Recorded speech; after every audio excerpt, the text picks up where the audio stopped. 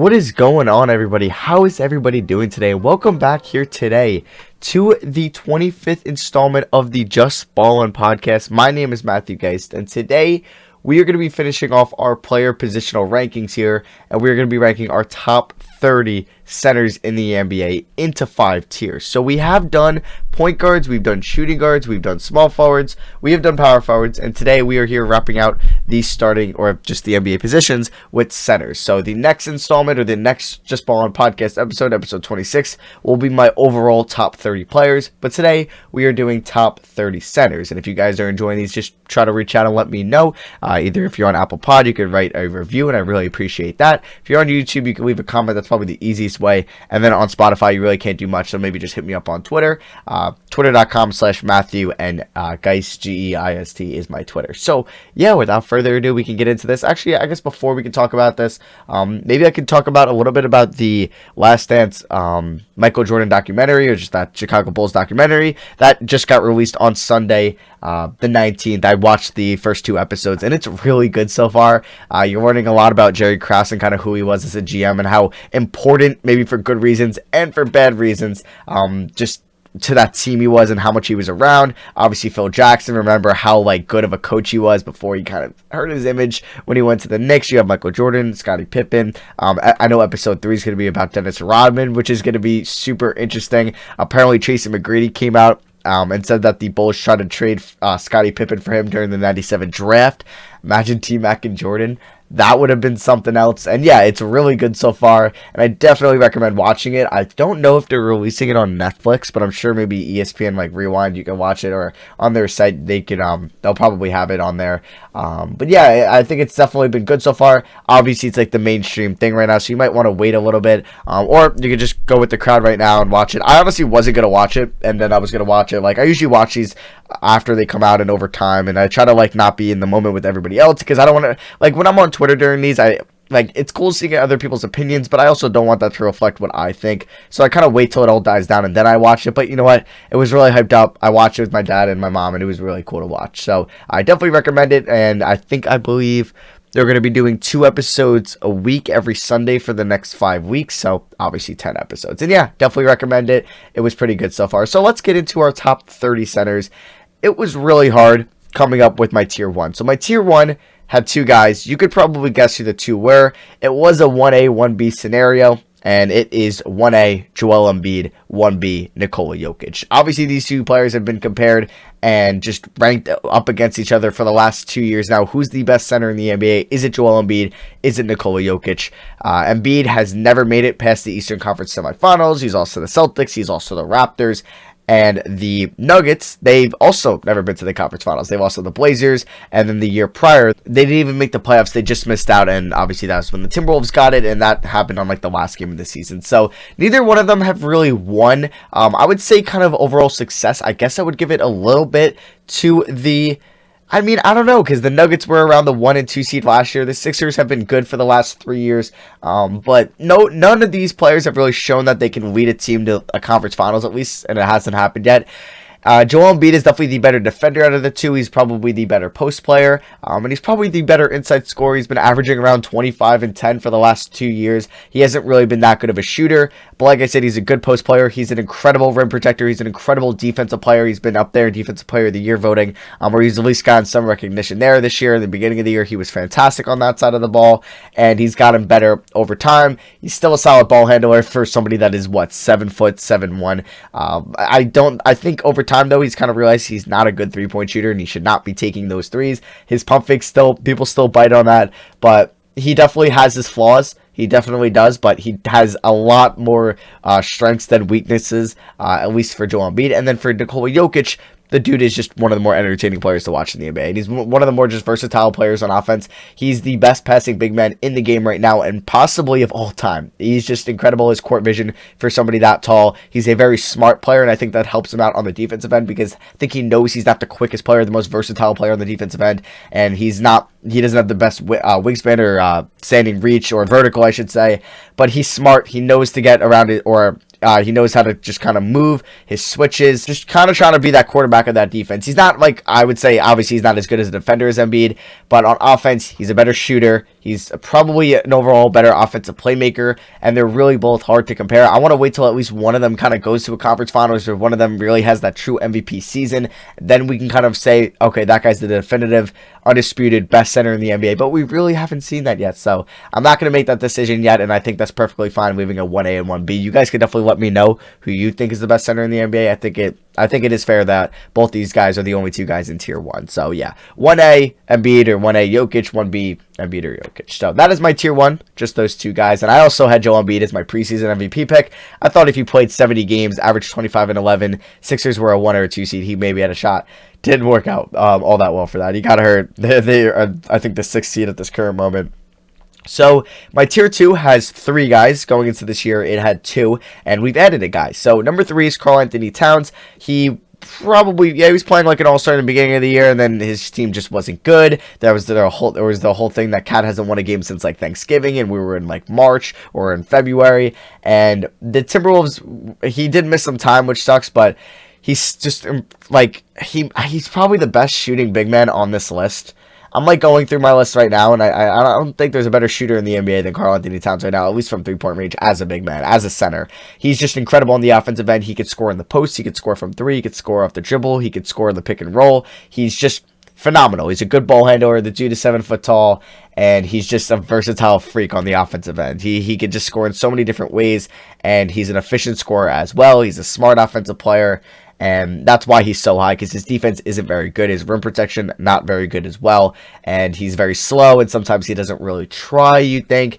And I don't know if it's just him playing in Minnesota, or maybe he didn't like playing with Wiggins. Maybe we'll see a good Cat next year, and I think that will kind of catapult him from being like a good to borderline elite player in the NBA to like, all right, this guy's a top 10 definitive player in the NBA. We haven't really seen that jump yet from Cat. Obviously, we need to see Minnesota make the playoffs. They did make it last year, or technically 2 years ago, and that was the Jimmy Butler team where they ended up just losing to, I believe, Houston in round 1. But I want to see a little bit more from Cat. So he's number 3. If he wants to get in that tier 1, like I said, I need to see him on a consistent good team. Maybe we'll see Minnesota play some playoff basketball in 2021. So he's my number 3 center. My number 4 is Rudy Gobert. 2-time Defensive Player of the Year. He might win it again this year. And if he gets it this year, that'll be 3 in a row, which I don't know if that's ever been done before. I'm sure maybe like Bill Russell, Will Chamberlain got it. Someone crazy like that. But yeah, he's arguably the best defensive center in the NBA. He's the best shot blocking, rim protecting, probably combo. He's just so good on the defensive end. And obviously on offense, he's limited. He's not a scorer. He's not a playmaker. He's not a shot creator. Obviously, he can do the pick and rolls. He's a good roll man. He's good around the basket, alley-oops, getting offensive rebounds, putting them back. That's basically what he's there. Gets to the foul line. He doesn't shoot. I mean, he does shoot 62% from the line, which isn't great. And obviously, maybe just his offensive limitations is what's holding him back from being in the tier 1 category.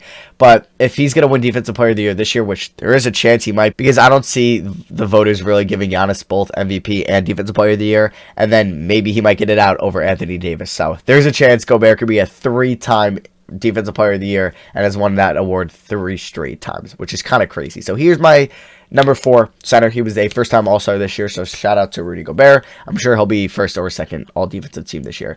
And then my new center addition into the Tier 2 category is Bam Adebayo. So Bam Adebayo is definitely going to get some Most Improved Player love this year, and he will probably get at least top 3, I think, votes on that ballot behind, my opinion, Ingram and Tatum. Maybe Devontae Graham could get some over him, but he really showed out this year. He started all 65 games he played in. He averaged 16 points, over a steal a night, over a block a night. What I love is we saw 5 assists a night as well, 10.5 rebounds. He brought the ball up sometimes. He's a fantastic ball handler. He's a great defender. Obviously, his offensive talent, kind of like Gobert, it's really limited. It's not like he's going to be a shot creator, 3-point shooter, pick and pop guy running off screens. No, but he's going to be a guy that's a good roll man. He can get inside. He can score in the post, score if that spin move with the left hand, or I should say right-handed hook shot. And he's just a really good player, and he's 21 years old. He's 22 years old, and he's just going to be getting better and better,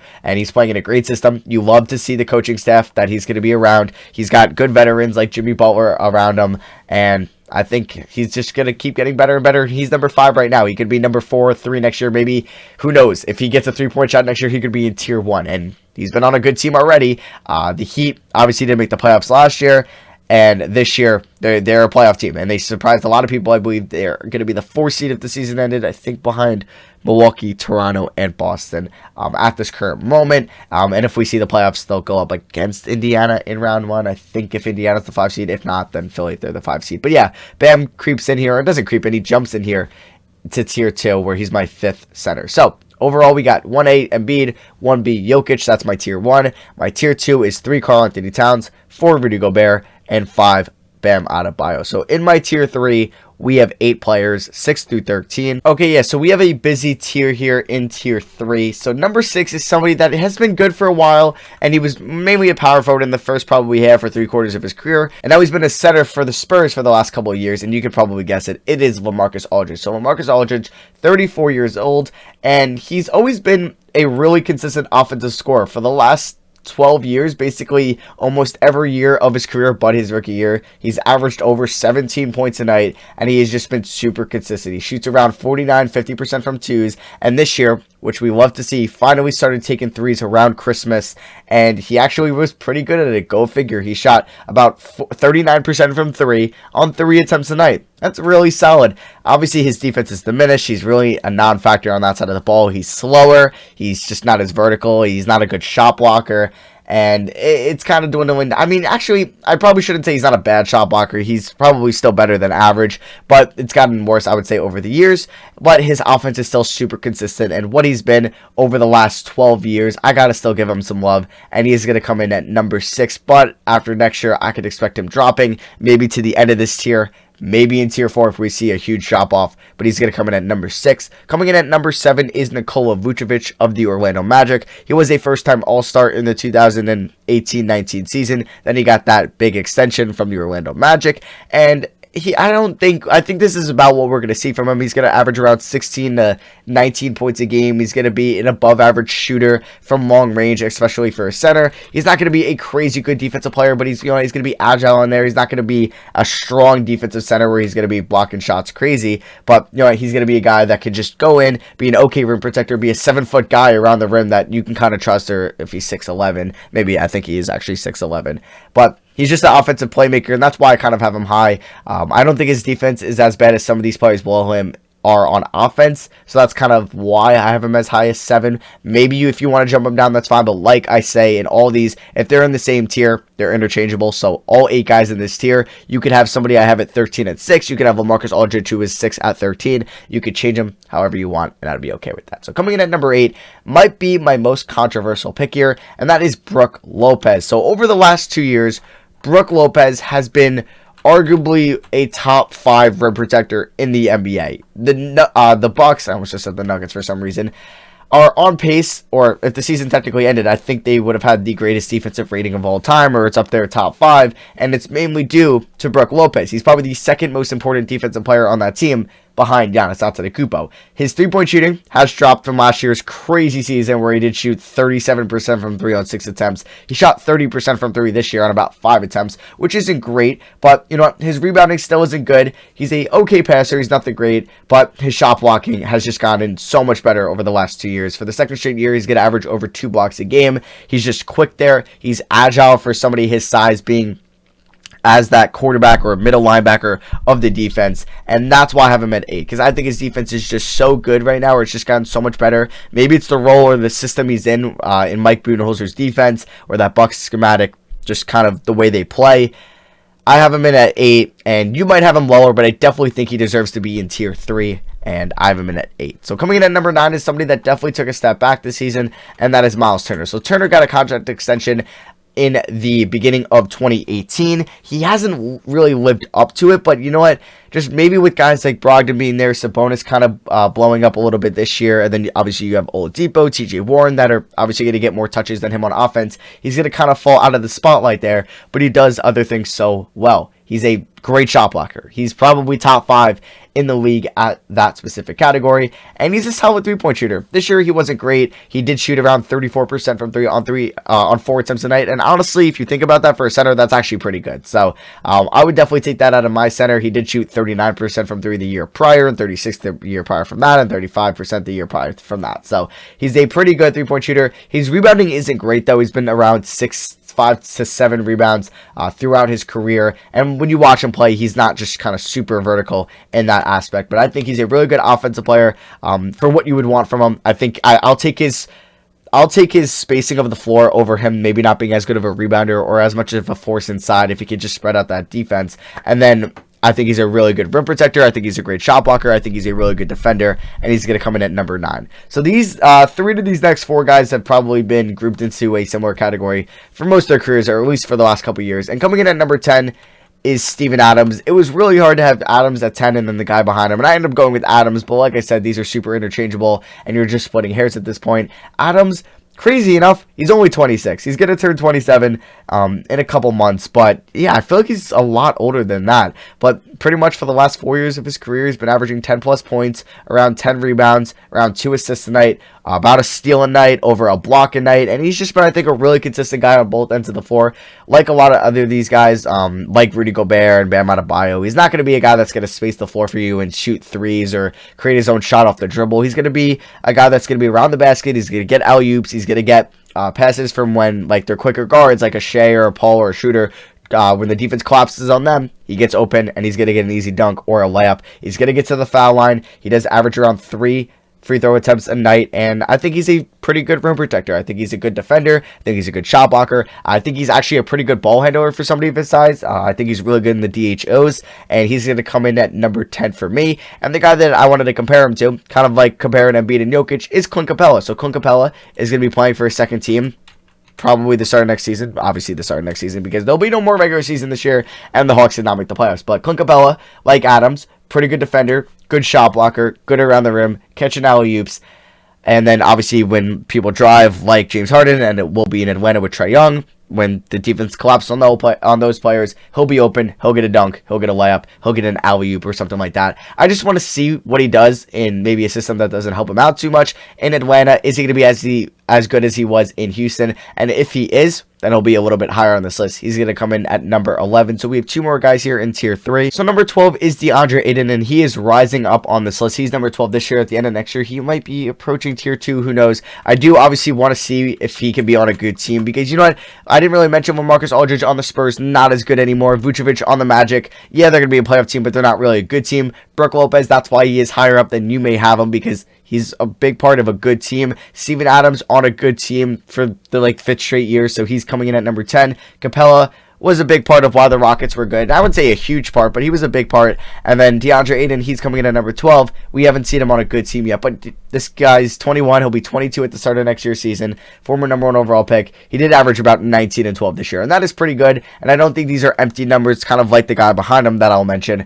But I think he's gotten better at defense. He's gotten better as a shot blocker. Obviously, it kind of hurts him a little bit that we saw him suspended. Is that going to be a thing we got to worry about throughout his career? And he did get hurt right when he got back off the suspension. Will we see maybe some injury history from him? As during his rookie year, he did miss, I think, a little bit of time with injury. He played around 70 games in his rookie year, but he's looking like that he's going to be a really good pick and roll player, a DHO guy, somebody that's just like the other previous guys like Adams and Capella. He can catch lobs, he can catch just balls when obviously like Devin Booker or just other guys kind of collapse in defense. So I think he's going to be a better player next year and get better the year after that. He's going to be 22 at the start of next year. So I plan on him getting better and being higher than 12. And coming in at number 13 is Andre Drummond. So Drummond has been on some playoff teams for the Pistons, but really no good teams. I don't think he's ever won a playoff series. And I think his numbers are inflated due to just not many good rebounders on his team. He's really getting all the rebounds. It's not that impressive of a statistic. And like some of these other guys, they know their role. They know what they're good at. They know what they're bad at. They limit what they're bad at, and they kind of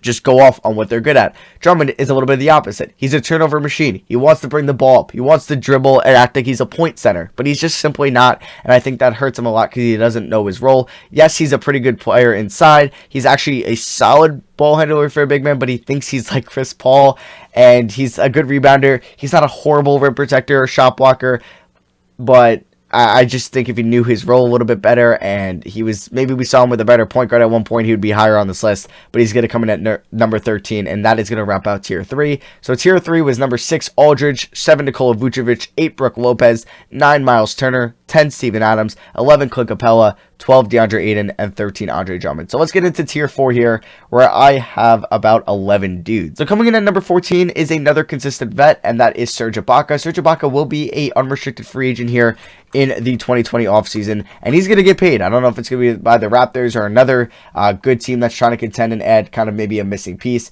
but for the majority of his career, he's been playing most of the games in his career. For the last 8 years, he's been averaging 10 plus points a game, near around 8-9 rebounds, over a block a game. Not this year, but in the previous years, we've seen how good of a shot blocker he is, and obviously he's kind of played a little bit of power forward this year, but he's been kind of transitioning mainly into a center after playing his first 8 years as a power forward in OKC, Orlando a little bit in his first couple years in Toronto. But he's just a consistent guy. He's gotten better as a three-point shooter. He's probably had his third best three-point shooting season this year.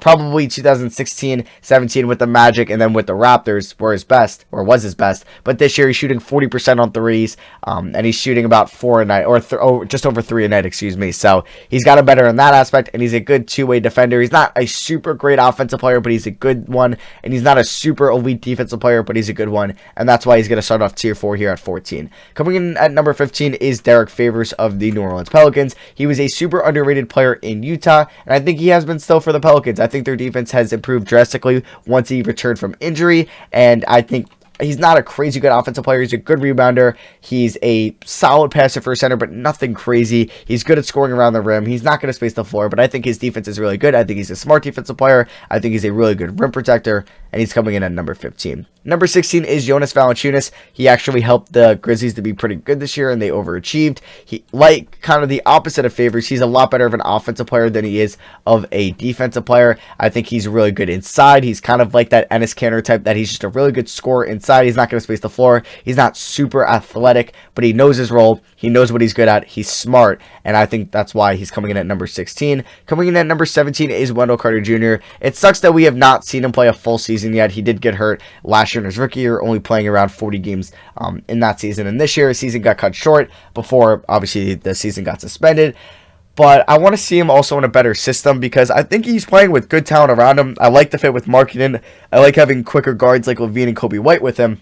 I just need to see him with maybe a little bit better coaching, or a team that just tries to want to win, because I think the Bulls are talented enough to make the playoffs. I honestly think they might be more talented than the Nets were this year when Kyrie wasn't playing, or they're around the talent level of the Orlando Magic. But it's just, I feel like they're disappointing, or they were just kind of lackluster this year, or the Wizards kind of, I think, might have ended with a better record than them.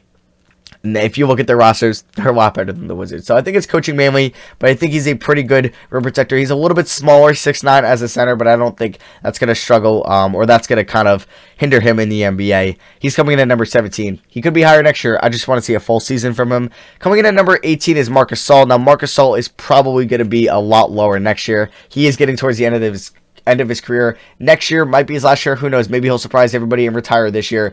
But I don't know what type of contract he's going to get in the offseason. It's probably going to be like a one-year team-friendly deal, and he's probably going to make less than $10 million a year, maybe something like on the mid-level exception. But he's still a really smart offensive player. He's a really smart defensive player. He's still one of the best passing big men in the NBA. He still might be top 3 in that, and he's been on a winning team for most of his career. So he's coming in at number 18. Coming in at number 19 is Hassan Whiteside. If you look at VORP, BPM, estimated wins added, PER, he's high up in like every advanced metric. When you watch him play, feels like he takes a lot of plays off. He's not really anything crazy on the offensive end like some of these other guys. He's just pretty much a role big, and he's just going to be around the basket, get offensive rebounds, get alley-oops, stuff like that. And I think he's a great shot blocker. I think he's good when smaller players are going at him, like guards and wings are just going at him at the rim. But when you get him out on the perimeter, he's not good at all. I don't think he's a particularly smart player. I just think he's an athletic big. He's coming in at number 19, and we really haven't seen him on great teams. Yeah, we saw him in Miami, but they weren't anything special. And once he came into Portland, they didn't make the playoffs this year. But they had bigger worries than him. Coming in at number 20 is Daniel Tyson. Maybe he should be higher than Hassan Whiteside now that I'm thinking about it, because he knows his role, kind of like Brook Lopez. He's a really smart player. What he does when he kind of sets screens, or like when players are kind of driving to the rim, he'll kind of step in front, the help man. So they would have to obviously foul Tice to get to the like Tatum or Brown, who's ever going at the basket. So he's a really smart player in that.